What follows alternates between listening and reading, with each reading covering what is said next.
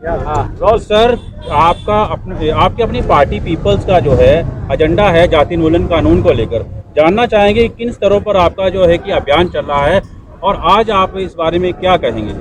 देखिए, हम लोगों ने सबसे पहले देश के सभी राज्यों के राज्यपालों को जाति उन्मूलन कानून का वहाँ के मुख्यमंत्रियों को निर्देश देने के लिए हमने सभी राज्यपालों को ज्ञापन सौंपा। ज्ञापन सौंपने के बाद पूरे देश में हमारी ये मुहिम चल रही है कास्ट एबोलिशन एक्ट के लिए।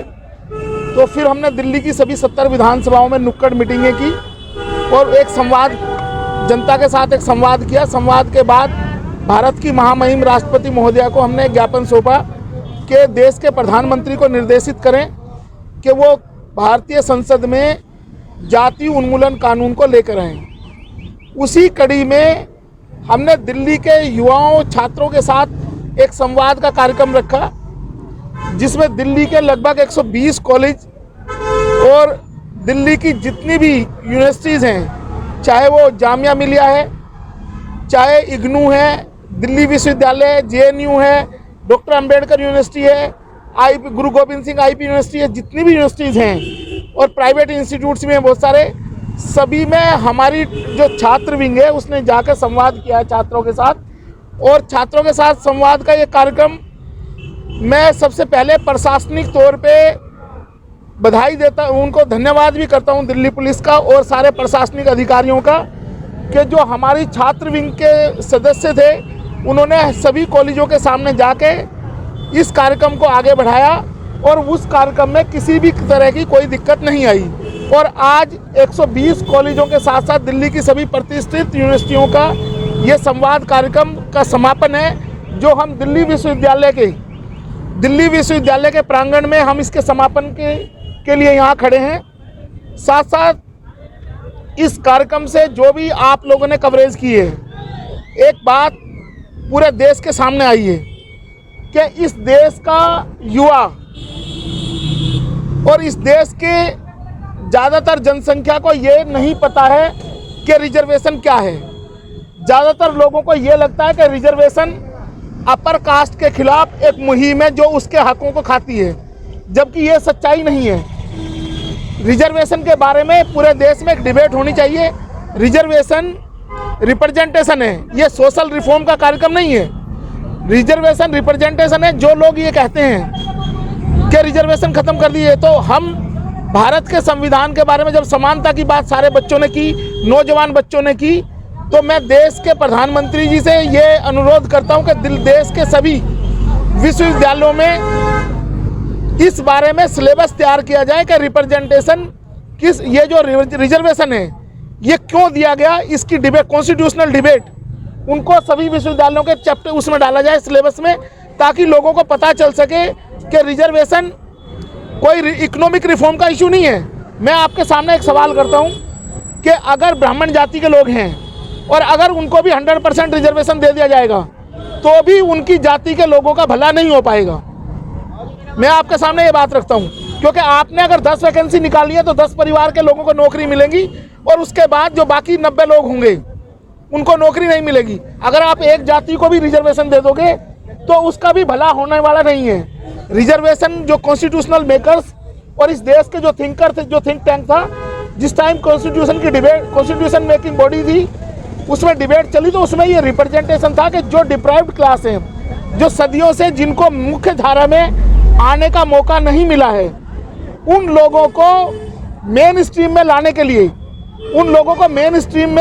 लिए उनका प्रतिनिधित्व दिया गया था। ये कोई रिफॉर्म्स का इशू नहीं है।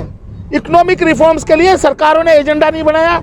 पिछले 75वीं आज़ादी की हम बात कर रहे हैं, लेकिन सरकार ने अपना इंफ्रास्ट्रक्चर 1950 के कॉन्स्टिट्यूशनल सिस्टम के अकॉर्डिंग हमने एक्सपेंड कहाँ किया, 140 करोड़ लोगों के अकॉर्डिंग। अगर हम 52 करोड़ की आबादी के बाद 140 करोड़ लोग इस देश में हुए हैं, तो हमने अपने सिस्टम का तो एक्सपेंशन किया ही नहीं है। सिस्टम हमने एक्सपेंड नहीं किया और उसकी अपने फेलियर की कमी हम रिजर्वेशन पे थोपते रहे बार लगातार कि रिजर्वेशन की वजह से बच्चों को अपॉर्चुनिटी नहीं मिल रही है।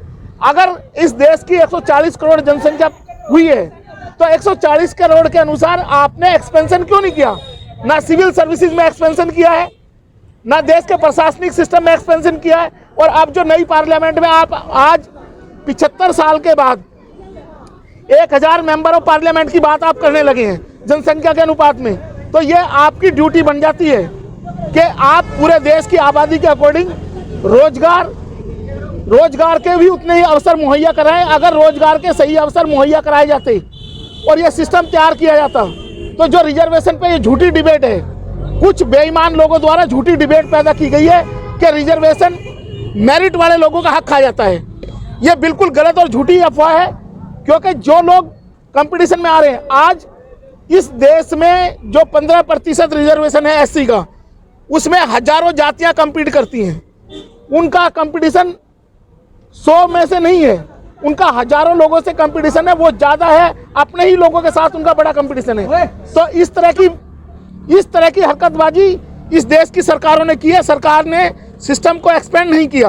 और अब जब नौजवान बच्चों के दिमाग में, नौजवान बच्चों को सही दिशा ना देके, क्योंकि उनको आज वो जितने भी दिल्ली देश के विश्वविद्यालय हैं, जितने भी कॉलेज हैं, वो बेरोजगारी की फैक्ट्री हैं। आपका ग्रेजुएशन करो, ग्रेजुएशन में के बाद आपने अगर बीएड की है तो आपको सीटेट देना पड़ेगा, जेबीटी की है तो सीटेट देना पड़ेगा। आपको सरकार उलझा कर रखना चाहती है, तब तक आप ओवरेज हो जाओगे। तो ये सरकार का फेलियर है, जो बच्चों को रिजर्वेशन की तरफ ले जाकर गुमराह करने की बात करती है सरकार। सरकार से हम फिर कहते हैं कि ये जो पॉलिसी है, ये पॉलिसी रिप्रेजेंटेशन है उन पर्टिकुलर कम्युनिटीज़ को, उनको सिस्टम में भागीदारी कराने के लिए। ये वेलफेयर का एजेंडा नहीं है। वेलफेयर का एजेंडा आपने 1991 से लागू किया। देश में आर्थिक जो इकोनॉमिक ओपननेस की बात आपने की, जब आप फ्री मार्केट इकोनॉमी का कॉन्सेप्ट लेकर आए 91 में, तो आपने कितने रोजगार दिए लोगों को? उसके बाद बेरोजगारी क्यों है? अगर आपका एजेंडा ईमानदार था तो प्राइवेट सेक्टर को आपने एक्सपेंड क्यों नहीं किया? क्यों हमारे देश में बेरोजगारी है? तो ऐसे जो क्वेश्चंस दिए गए हैं, अब 120 कॉलेज और दिल्ली की जितनी भी यूनिवर्सिटीज़ हैं, उनमें नौजवान बच्चों की जो ओपिनियन आप लोगों ने कवर की है, हम इस प्रेस वार्ता के माध्यम से भी हम उनको बताना चाहते हैं कि इस देश में एक सिलेबस तैयार किया जाए, रिजर्वेशन क्यों और कैसे और किन लोगों के लिए रिजर्वेशन है, ताकि देश की जनता के सामने ये बेईमान लोग एक्सपोज हो सकें जो बेईमाना कर रहे हैं इस देश में। बेईमाना ये है कि रिजर्वेशन की आड़ में सरकार ये नहीं बताना चाहती है कि हमने कितने रोजगार वो किया है, सृजन किया रोजगार का। और उन बच्चों के ऊपर जो कम्पिटिटिव लोग हैं, आज जो रिजर्वेशन के बच्चे हैं, उनके अंदर ज़्यादा कंपटीशन है। इंस्टीट्यूट ऑफ जनरल, अगर आप 100%, मैं कहता हूँ 100% कंपटीशन छोड़ दो, आप रिजर्वेशन का कैप खत्म करो। ये लोग ज़्यादा जो मेहनत कश लोग हैं वो आगे बढ़ेंगे, करो आप कोशिश। तो हमारे जो ये मुहिम थी ये कामयाब हुई, और नौजवान बच्चों के बीच में हम इस सवाल को लेके गए कि इस देश में जातियाँ खत्म होनी चाहिए या नहीं होनी चाहिए।